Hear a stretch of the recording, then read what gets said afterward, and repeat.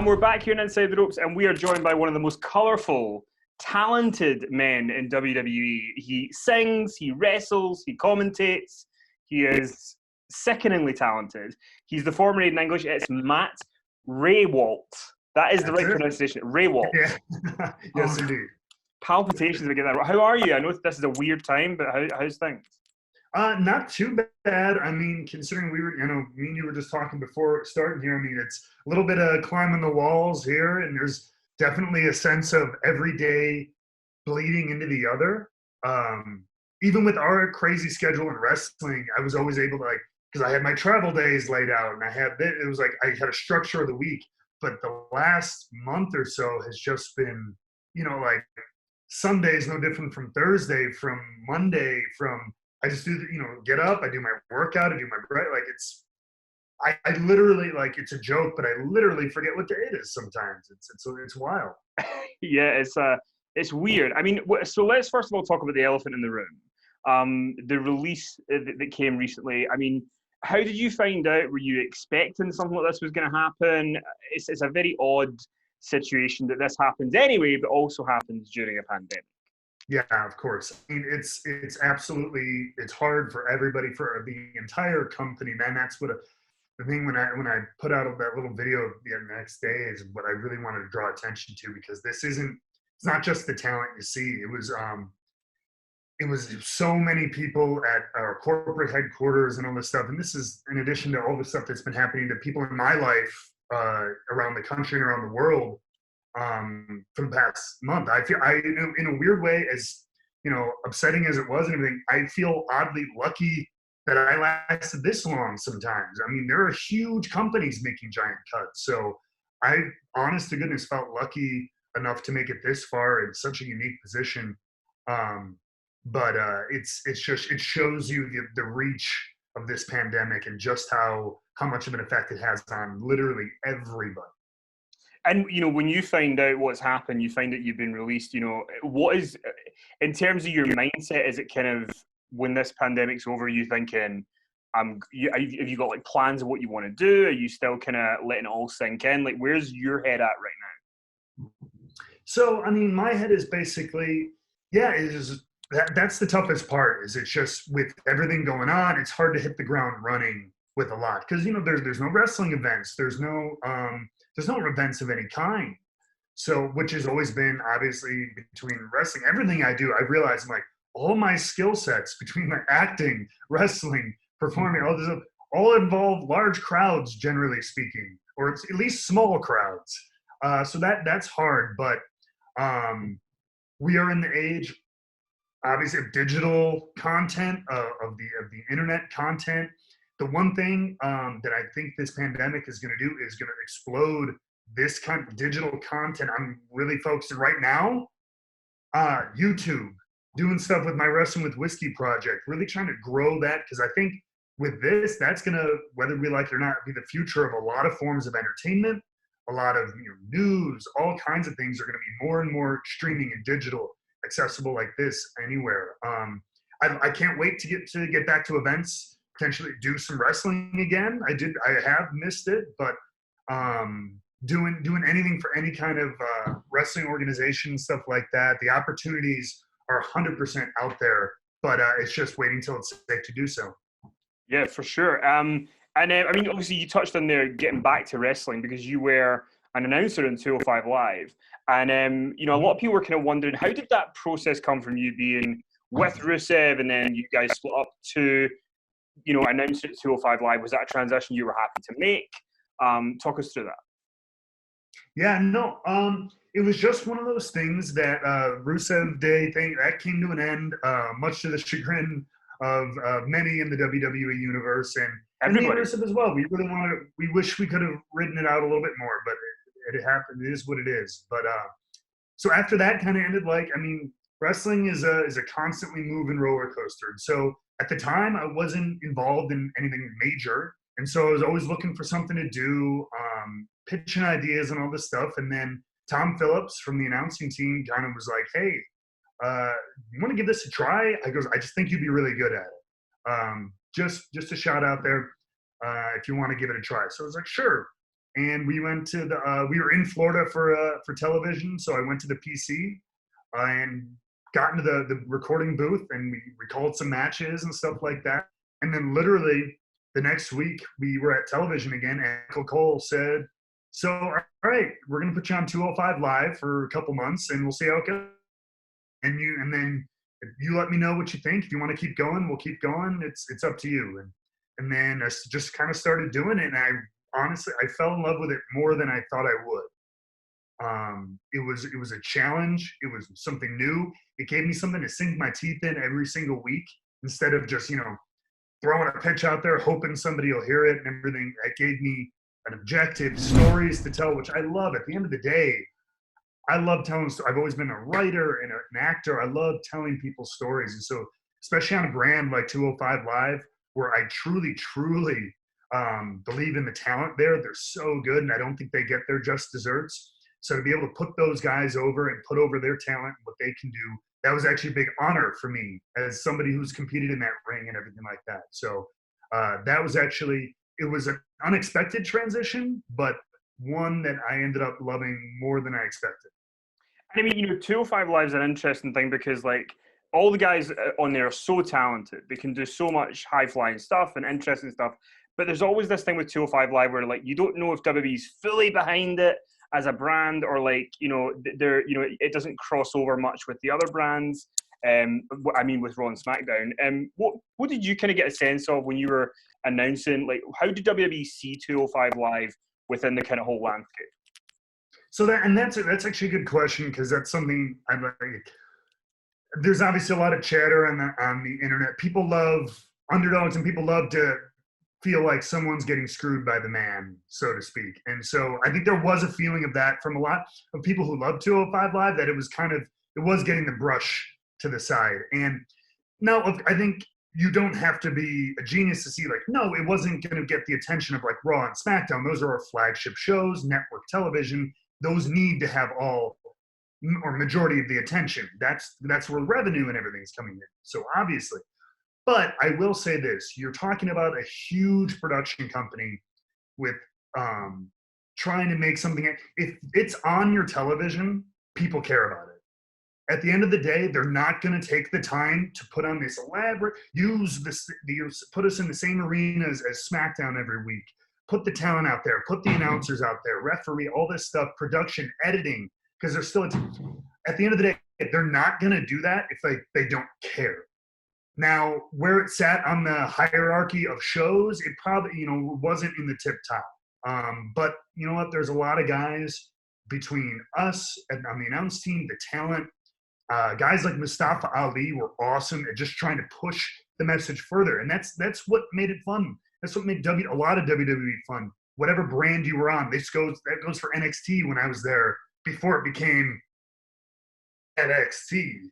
We were doing the same thing. Like, come on, pay attention to us. Like, look what we can do. Look what we can do. So it gives all the guys and the roster and on the production team a little bit of motivation. But at the end of the day, if like I said, if they didn't care, it wouldn't be on your television. I think, you mentioned there about when you were originally in NXT when it started, you were in FCW before. Can you talk a little bit about the transition of it, being in FCW, it becoming NXT, Triple H kind of taking over that project, and what were the biggest changes between when it was FCW to becoming NXT?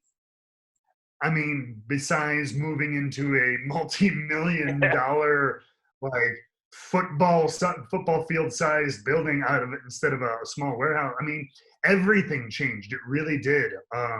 And I love that. If you've seen the documentary on the WWE Network, there's a lot of fond memories of that FCW, because I think there was very much that feeling of we were an island unto ourselves, and that can be frustrating, but there's also an in the trenches kind of feeling of camaraderie and like it's us against the world kind of feeling.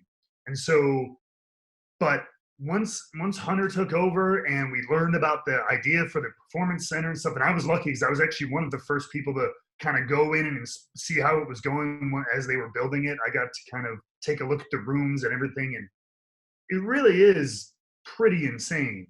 And so just the night and day just having to obviously just physically move everything to Orlando, and then you're there every day and you're using all this. There's brand new equipment. It's state of the art. We don't have one ring anymore. We've got 7. You know, I mean, literally the doors opened up, which it makes it was like a wrestler's playground, but then it also, in a way, it kind of puts even more pressure on you. At least I thought it did, because now it's like, here, you have every tool. If you know, it's kind of, if you don't take advantage of it or if you don't use it, it's not on us in a way. It's not like we didn't give you everything you needed to succeed. And so the people who took advantage of that are the ones who succeeded. You know, we'd be remiss to not mention Dusty Rhodes when we mention NXT, and him, you know, sort of leading promo class and being sort of the dad of NXT, essentially, or grandfather of NXT. What were your favorite memories of working with Dusty? Because I assume that if you're a pro wrestler and he's someone that's kind of at your disposal all the time, like that's one of the best things you could ever have to kind of have as a mentor and someone to learn from. I mean, it's like, it's indescribable. Like, just being around. I mean, from the beginning, he did the same thing in FCW. Just he has this way of teaching you without being like a coach. Like, it's so much of wrestling and training is drilling. It's like sports coaching. Do it again. Do it. You know, all the physical stuff, bumps and spots and maneuvers and calling matches and all this stuff. It's like a coach. But Dusty had this way of talking to you and just talking to you like you were his kids. And baby, listen up. You just need to do this. He just had this sweet, gentle, but firm, and you better, like, you know, I'm right sort of thing. He was very confident. Obviously he wouldn't have gotten where he was if he wasn't. And he knew he was right about someone. But on that same note, when he felt good about someone, he heaped praise on them and he boosted their confidence. And that goes for like everybody. It's not like he just did that for the Shield or the top guys that came through there and everything. Like, he spoke so highly. If he thought something was good, he'd let you know. And he was pushing us and making us feel like we were valuable, like we had something to say. I know personally he was very, very helpful to me, very kind to me, and just especially after he passed, now I have this memory that I'm going to live with for the rest of my life, knowing I got to work with an absolute legend, and I'll never, ever forget any of it. And obviously your kind of first big break in WWE was the Vaudevillains with you and Simon Gotch in NXT. How do you guys end up coming together? And, you know, because I mean, becoming a tag team, I guess, it's not just easy to get chemistry with someone, but you guys, I mean, if somebody just flicked on a channel and saw you guys 1 year into your run, you'd think you were together for years. It was very natural. So how did you guys kind of get together, and who came up with the kind of idea of the Vaudevillains? So yeah, I mean, basically it came down to, from the story I was told, to be fair, was because we just talked about Dusty Rhodes basically pulled us into a room, me and Simon, and the way it was kind of explained to me was basically I had been doing my singing drama king thing, and Simon was relatively new there, but he had his whole strongman thing, which I remember William Regal loved. And basically Triple H had kind of seen Simon, who had been doing, I believe, the Adam Rose Rosebuds thing for a couple of turns on Raw and stuff, but kind of saw him with the mustache and everything, was like, I wonder, between English doing this kind of theater out there character, and we've got this guy Simon here who's this old-timey, he didn't know what, but he's like, maybe there's something there, and they were trying to build the tag team division in NXT at the same time. So Dusty basically pulled us in a room, was like, look, the boss man wants to see this. So kind of come up with something that we can present, and we'll give it a go. And I didn't really know Simon too well. And so we kind of sat down and we talked, and all I remember was somebody had mentioned vaudeville and old-timey black and white. And so I kind of went home and I was like, all right, I've come up with a name and idea.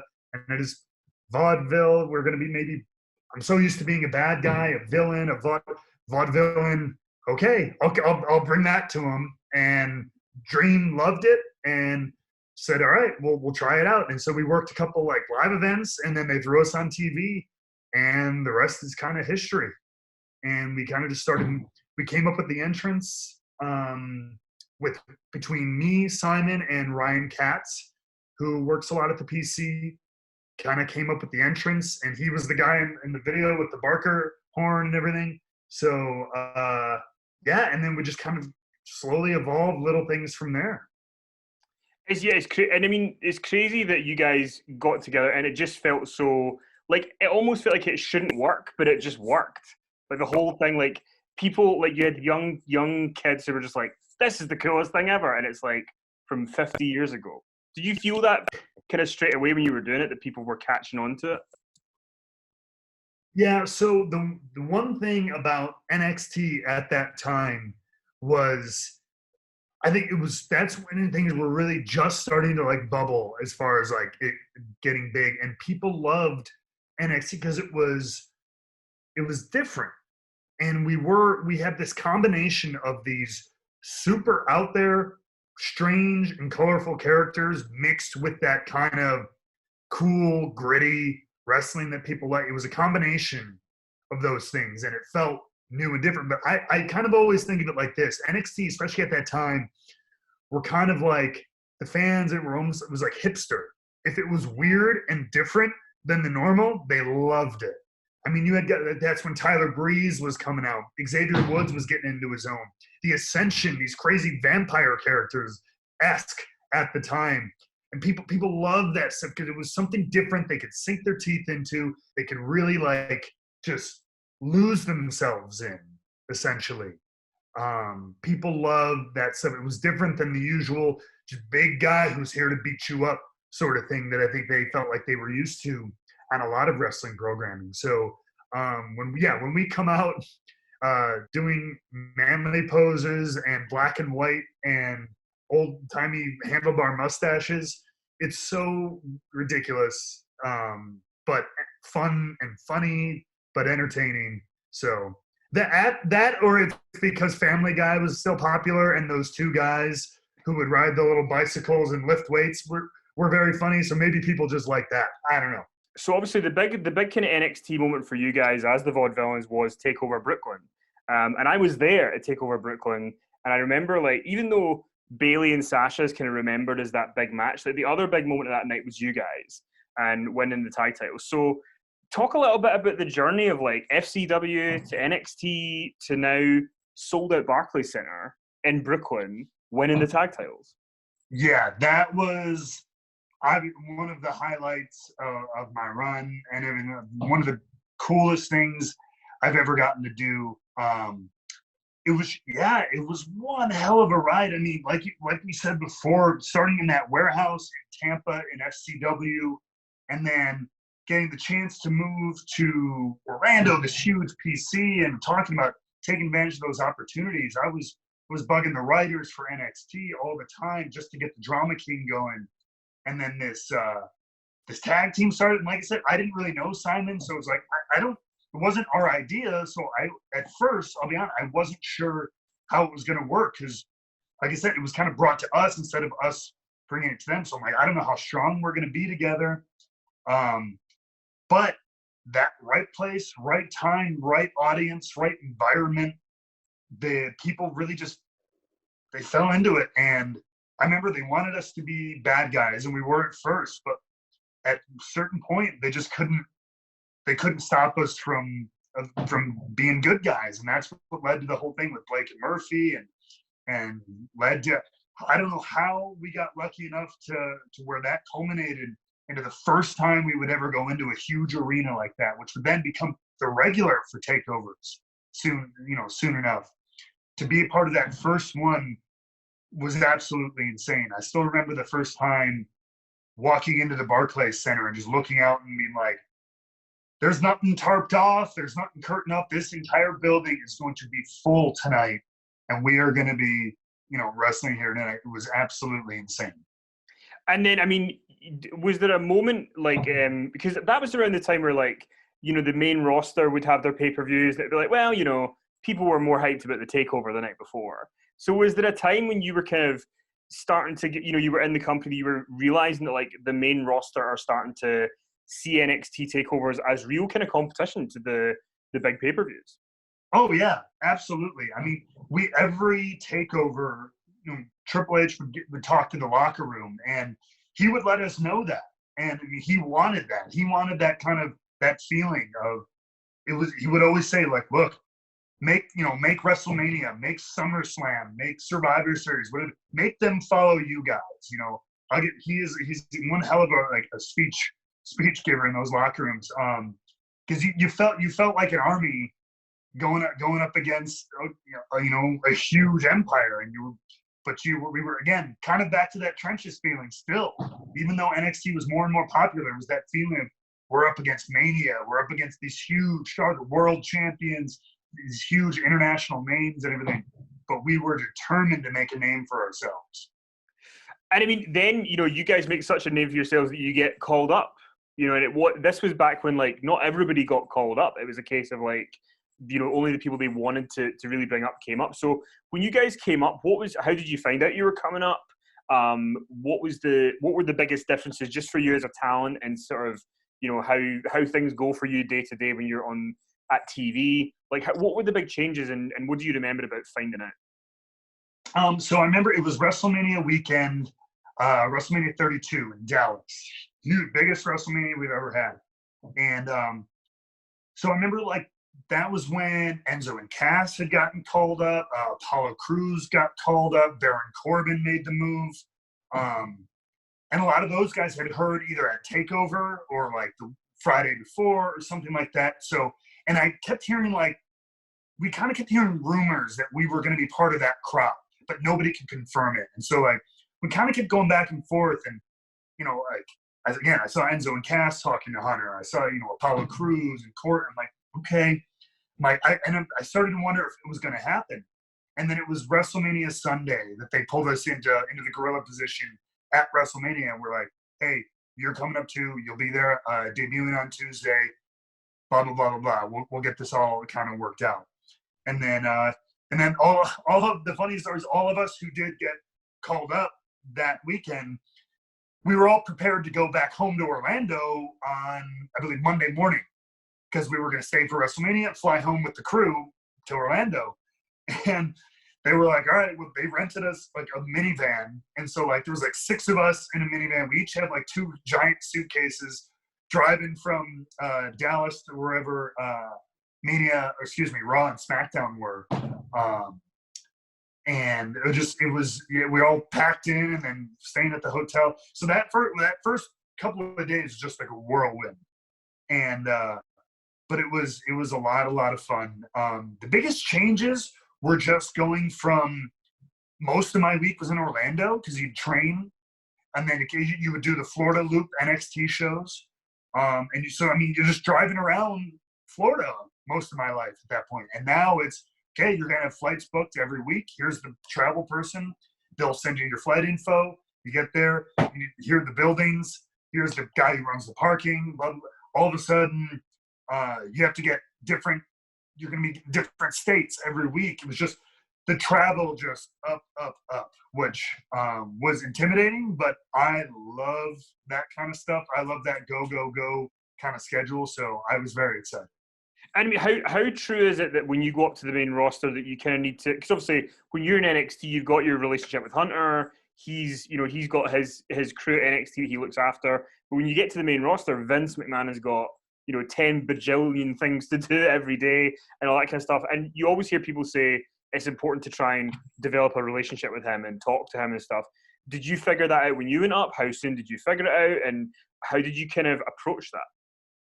I mean, that's absolutely true. And it is hard. And I mean, because you are not understating that. I mean, the man has a million things to do. And Hunter was great because when NXT was starting, Hunter's out there on the floor, and he still is to this day. I mean, he's helping put the show together, especially the takeovers and all that stuff. He's hands-on. I mean, Vince, between all the business stuff, network stuff, international stuff, he's dealing with that on our TV days, as well as trying to get these shows written. So it is hard, and there's a lot of the stories of waiting outside the office door and hoping to knock and catch at the right time, because the man's got to eat too at some point. You don't want to be that person knocking when he's about to have dinner. But it's patience, it's picking the right moments. And I'll be honest, I was probably nervous, like there are a lot of people are, and I probably didn't try to get in there and really get a chance to get a rapport with him enough early on. Later, I would do that especially being in a tag team, because sometimes you're not always in the same place together, and you're not always on the same page together. And so when I was on my own later on, I kind of did a little bit better job, because I'm like, all right, it's all about me, so I'm the only one going to advocate for me. So I made a little bit better of an effort to do that. But I 100% agree that anybody who wants to really make a good go of it, he's got to be the person that you have a good rapport with. I mean, there's a lot of people, but obviously he is the man.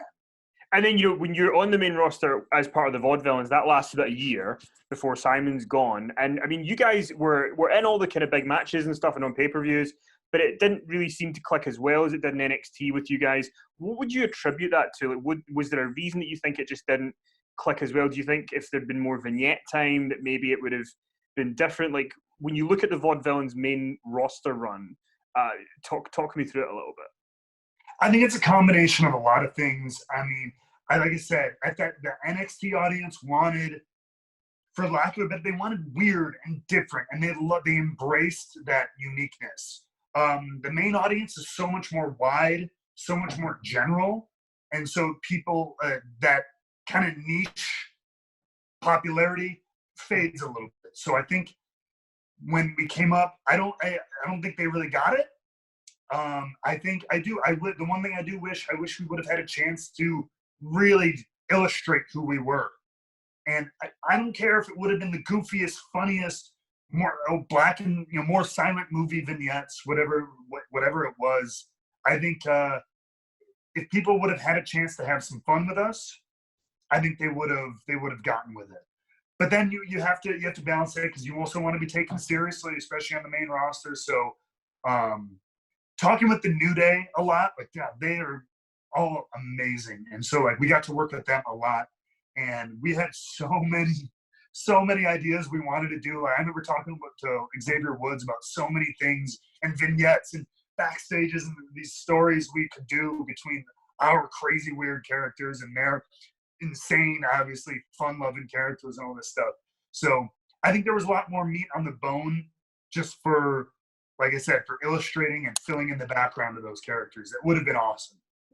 And then obviously, the arguably the biggest thing that you did in WWE was the partnership with Rusev after the Vaudevillains. So, I mean, there's a lot of people when like one half of the tag team is gone, the other person might kind of, flounder, but you ended up kind of making sure that something happened for you, and the Rusev thing was so successful. How did that start though? Like, talk me through Simon Gotch's left to getting the Rusev thing off the ground. What was that process all like? So, I mean, going back on my own, and like, I was actually excited because I wanted a chance to bring that Drama King character back, because I thought it was when I look at it, it was a pretty short little run in NXT. And I thought it was interesting. Everybody always told me with the singing entrances and everything, like, that's really unique. Nobody does stuff like that. So I really wanted to give it a chance to have a go on the main roster. So I kept pushing that. And I remember right after that happened, we did a European tour, and I was wrestling every night. And on those live event tours, you get more time, obviously, than often you do on television. So I got to elongate my entrance. My entrance was sometimes 4 or 5 minutes. I get people wanting to throw stuff at me. And I remember coming back from it, and Shane McMahon had actually come up to me and was like, hey, you got a ton of really, really good feedback on like the European tour. Like, whatever you're doing, just keep doing it. And so I did, and it never like exploded, but I got to work like with Ty Dillinger for a couple months, which gave me some of my favorite and best matches. Led to a couple of random like television matches with Randy Orton, which I wish they would have had more time and stuff like that. But that was incredible. Randy is the best, and that's actually how, by pure circumstance, I ended up in a match with him while he's kind of starting this thing with Rusev. And so it was really coincidental, and I don't think meant to become anything. I was just there. I was going to, since I was literally already there, cause some kind of distraction, which helps Rusev. And then the next week we had that big ceremony where I was singing the Bulgarian national anthem for the first official Rusev Day. And I think, as far as I know, that was literally all it was supposed to be. This kind of crazy ceremony. Randy interferes, drop, boom, him and Rusev carry on. And that was it. I was back to whatever I was doing. But it got such a good response, both in the arena and social and everything, that they're like, well, let's do something next week. Get the Tuts back. We'll do something else. And then it was like a backstage. And then they were like, okay, well, let's do something else. And then all of a sudden it was like, all right, well, now you're going to come with him on live events. And now we're going to, and then it just went from there. And then I remember by Survivor Series. So like 2 months later, I mean, there were people in every building chanting Rusev Day.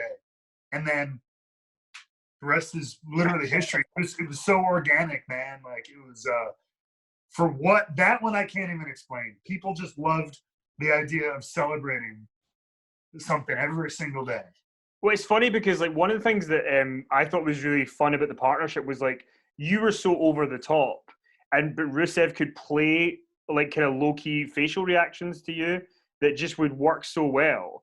And I mean, I'm curious about for Rusev. I mean, he was kind of not doing too much. He'd done the League of Nations thing and stuff, but like when you guys came together, it kind of felt like it was the most ideal thing that could happen for either of you. Like it just seemed like it was kind of meant to be.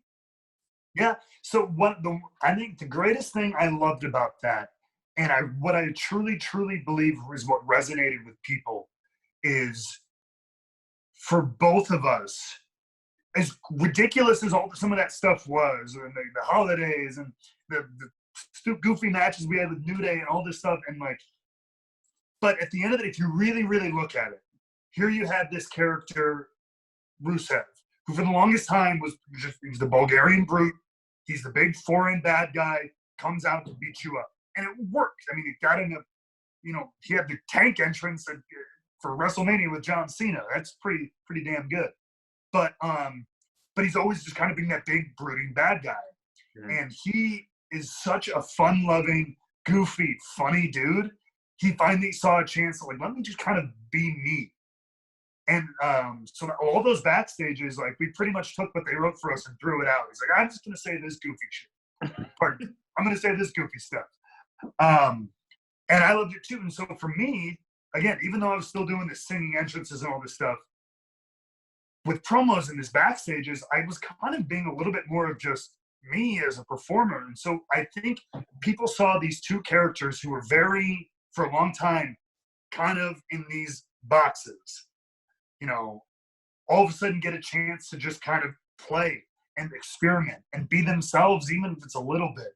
And people saw that, and I think that's what resonated with them. You don't have to pick one, but what are one or two of your favorite Rusev and Aiden English moments? God, yeah, there's so many. I mean, it's hard personally not to pick WrestleMania. Coming out in New Orleans to do that entrance, to be part of that match. It's hard not to pick the casket match with Undertaker.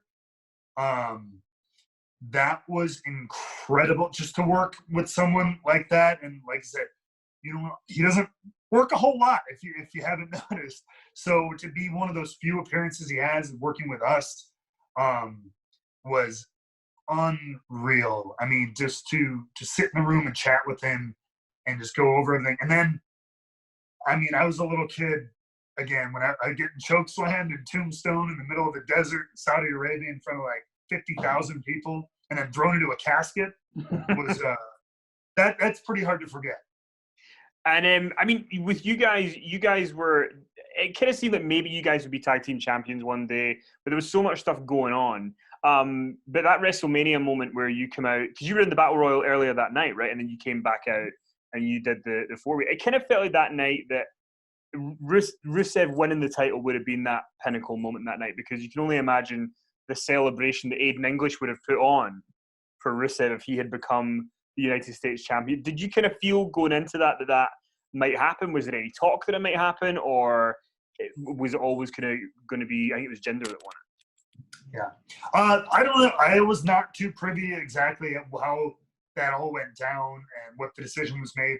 I know often, I mean, people like, you know, WWE loves to swerve. I think a lot of people expected or were hoping that Rusev would win, but they love, like I said, they love to sometimes swerve the fans, and it might have been just as simple as that. I do not know how and when the decision was made, though. But regardless, I mean, with that entire week, we were doing interviews and stuff like that. Bourbon Street was chanting Rusev Day the entire weekend. So we won the moral victory. And I mean, the most out of left field thing ever was the angle with you and Lana, when, you know, Rusev Day is kind of torn apart in the most soap opera way possible. How was it kind of pitched to you? We're going to go in this direction. What did you think? Did you guys want to keep it going longer? Like, talk about that kind of that time frame. So it was starting to come from creative, just about looking for ways to kind of get away from that. And like Lana had come back into the picture. I think she'd come back onto SmackDown or whatever it was. So they were trying to find ways to incorporate her. And so, like, that's such an obvious thing creatively. Oh, introduce someone else, and it causes friction. And so it's funny because when she first came in, I think everyone was like, all right, well, here's where we're going to start building to it. So I kind of was like, all right, I knew this would happen at some point. We were all hoping it would last longer. But then it's funny. So I was pretty much right. I'm like, all right, 2-3 weeks time, goodbye. But then they kind of kept it, and that mixed match challenge stuff kind of happened, and we kind of got to do things together. Even me and Lana just got to do things together. So like, and so I was like, all right, I'll bite. You know, like maybe the three of us could make the family bigger, so to speak, right? So so we did that, and then eventually it's sometimes they want to go in a different direction so bad. We argued and kind of pitched our point. We wanted to really kind of keep it running as long as we could, but at the end of the day, the powers that be are the powers that be, and they saw different things for Rusev and different things for me. So time to go in that direction, and was not the way I would have viewed would have had a split, but sometimes you just, you know, you make your fight, you make your argument, you make your pitch, but at the end of the day, you do what you're told. And in terms of when that happened and you guys split up, did you have any ideas of what you wanted to do next? Were there any other ideas for you of what to do next? How were you feeling once you kind of realized, okay, well, we're going to end it here and move on to something else?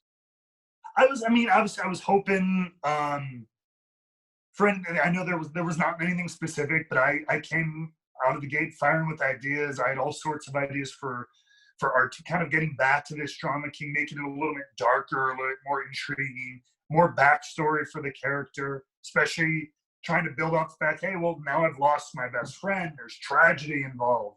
I was always a big fan of like a movie character. What's the backstory? What's the motivation? And I really wanted to go into that.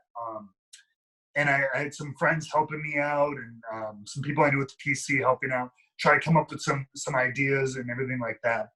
And I threw them out there, and sometimes you hear something, sometimes you don't. And then I threw out probably 2 or 3 like major ideas. And then that was pretty much right when Tom Phillips had come to me asking about the commentary idea. And I ended up jumping into that. And then, like I said, that went down a rabbit hole I never expected. And I mean, so here we are in 2020, and I know obviously you've got with the pandemic, you've kind of got the time to decide what you want to do. What is next for you in terms of a character? Do you want to revisit any elements of the ones that you've had of the Aiden English character? Do you want to go in a completely different direction? Do you know what you want to do yet? There's so many questions. Yeah. I mean, there's a lot of questions for me too, because it was like I spent the last year of my career doing this announcing. I think I'm really good and I really love it. So I'd love to do that more. I mean, whether it's in wrestling or whether it's even in sports or something like that. I really, really enjoyed it.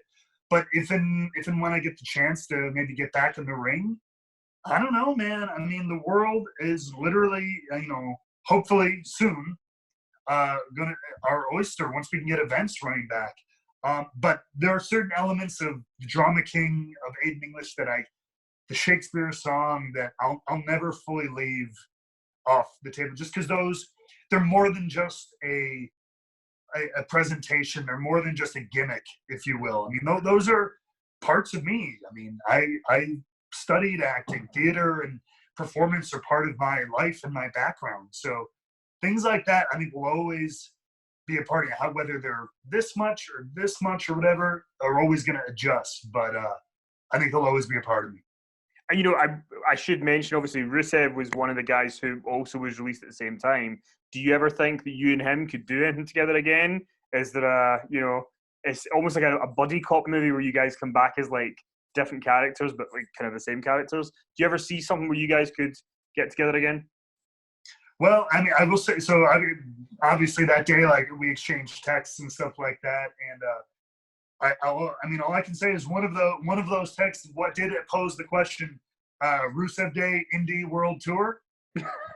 So the opportunity is there. Let us know if that's something you guys would like to see.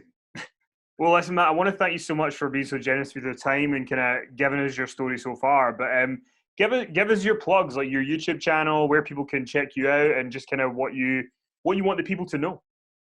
Yeah, so, I mean, right now, like I said, with everything going on, for right now, I'm really diving into one of my biggest side passions and side projects, which is a thing I do called Wrestling with Whiskey. I never knew I'd become such a huge nerd about whiskey, like the same way some people are about wrestling or sci-fi or comic books. There's a whole world of people collecting and studying and getting all crazy about whiskey, and I am one of those people. So, yeah, if you ever want to check that out, that's on Instagram, Wrestling with Whiskey. There's my YouTube channel is also Wrestling with Whiskey, wrestlingwithwhiskey.com. Place, and that's where I'm taking all my emails for both that and for booking and any interest is wrestlingwithwhiskey@gmail.com. Otherwise, my primary accounts are going to still Drama King Matt on both Instagram and Twitter. So reach out to me, any of those, please. You've got it sorted, and I'm the worst person to ask about whiskey, so now I have a place to go to hear. 100%. And being Scottish, you have no excuse. Yeah, because like everybody here knows about whiskey and stuff, and like there's all these pubs that have like 500 whiskeys. Could not tell you what to do. It's like pointing a fish at a barrel. But now there's somewhere to go wrestling with whiskey. That's right. But listen, Matt, thanks so much for taking the time with us, and hope to speak to you again soon. Absolutely. Thank you very much.